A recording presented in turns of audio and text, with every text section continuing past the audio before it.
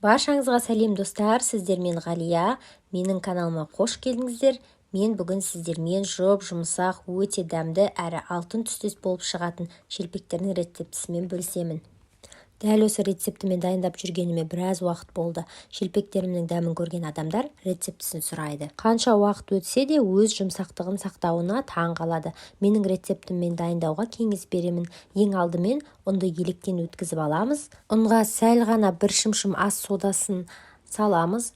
Және де мен жылы сүтке тұз бен қантты алдын ала салып, осылай жібітіп қойған болатынмын.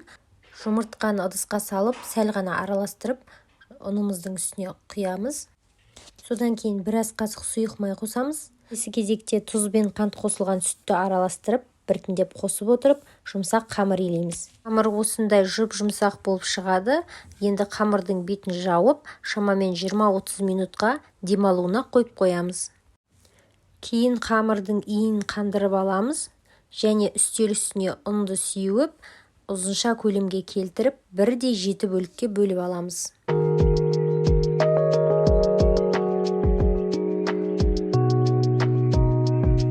Барлығын домалатып, 5-10 минутқа бетін жауып қалдырамыз.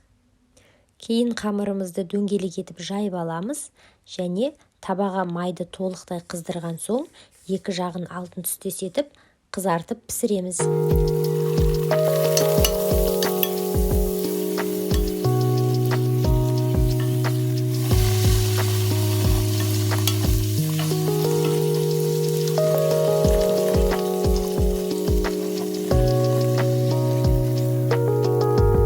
Өте жұмсақ дәмді шелпектеріміз дайын. Олар шынымен қанша уақыт өтсе де қатып қалмай өз жұмсақ күйін сақтайды. Сіздердің бұрынғы жасау әдістеріңіз басқаша болса, осы рецептімен дайындап көруге кеңес беремін. Егер ұнап жатса, комментарийге жаза кетіңіздер, және де алдағы уақытта менің каналымдағы жаңа қызықты рецептілерді жіберіп алмас үшін каналға тіркеліп қоюды ұмытпаңыздар. Сіздермен болған мен Ғалия.